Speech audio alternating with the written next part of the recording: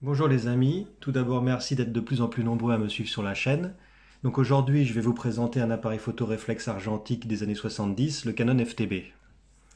Dans une précédente vidéo je vous avais présenté une partie de la gamme Canon argentique FD avec le FT, la V1, la 1 et les plus modernes T70 et T90.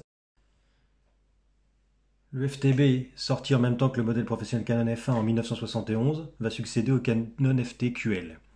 Conçu comme un boîtier avancé pour les amateurs exigeants, le FTB offre la plupart des fonctionnalités du modèle professionnel Canon F1, tout en étant réputé pour être l'un des appareils les plus solides jamais construits par Canon. Il utilise une pile pour la cellule, mais il est entièrement mécanique, il peut fonctionner parfaitement sans pile, ce qui n'a comme seule incidence que de désactiver donc la cellule. La vitesse d'obturation peut être réglée de 1 millième à 1 seconde, plus le mode pause. Il dépose d'un retardateur de 10 secondes. Alors, deux modèles de FTB furent distribués par le constructeur japonais. Le premier dès mars 1971, simultanément donc au Canon F1, et le second, baptisé N, par Canon sur son site historique japonais à partir de juillet 1973. Donc celui-là, ça en fait partie. Et il présente quelques menus améliorations, notamment un levier d'armement plus ergonomique, partiellement recouvert de plastique noir, que vous pouvez voir ici. Le FTB a été retiré du tarif fin 1977 avec l'arrivée du Canon A1. Les deux modèles de FTB ont été très majoritairement produits en version argentée et en version noire. Seuls 12 à 15% seulement ont été produits donc en version noire, qui était légèrement plus cher mais aussi plus fragile d'un point de vue cosmétique. Usure du boîtier logiquement plus visible puisque la peinture noire recouvrant le métal est sensible au choc et frottement. Il est impossible d'établir un lien entre les numéros de série et les dates de sortie d'usine des boîtiers, celles-ci n'étant pas mentionnées à l'intérieur des boîtiers comme c'était le cas pour les F1. Donc le modèle qui est devant vous, je l'ai trouvé sur eBay pour une cinquantaine d'euros, ce qui est un prix très raisonnable pour une version noire, plus rare et donc plus cher. Il s'agit de la seconde version, donc certainement produite entre 73 et 77. On le reconnaît donc à son levier de réarmement gainé de plastique, et son levier de retardateur devant que vous voyez qui est beaucoup plus fin que sur la précédente version.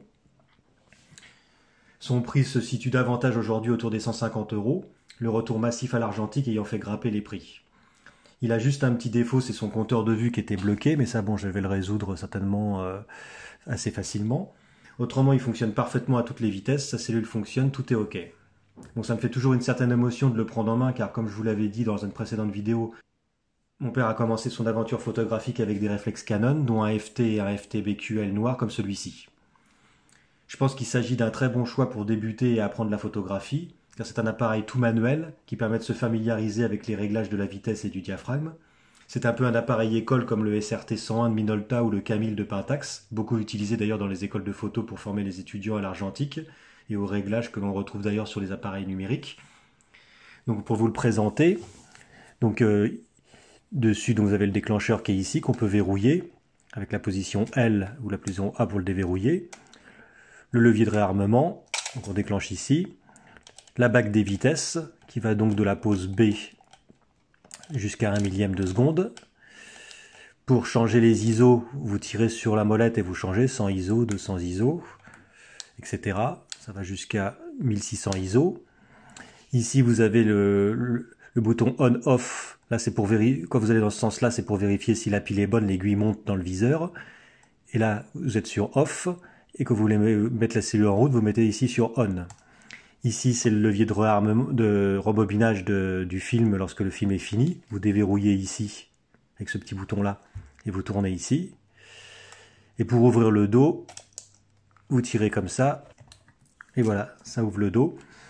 Donc devant, vous voyez qu'il y avait marqué FTB QL, ça veut dire Quick Load, puisqu'en fait ici, il y a cette petite presse là qui permet de presser le film et puis il y a un petit trait rouge qui permet de charger le film assez facilement puisque vous mettez la bobine ici, le film jusqu'ici.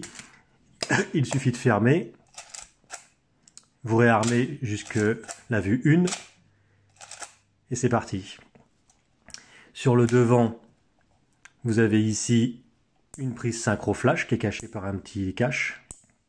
Et ici, vous avez le retardateur.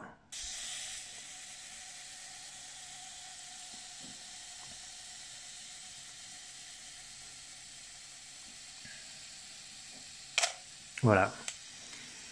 Donc en fait c'est un boîtier semi-automatique ou manuel on va dire. C'est-à-dire que vous réglez le diaphragme avec une bague de diaphragme à l'ancienne, bien sûr, sur les objectifs FD, la vitesse. Et dans le viseur, vous voyez un petit rond et une aiguille.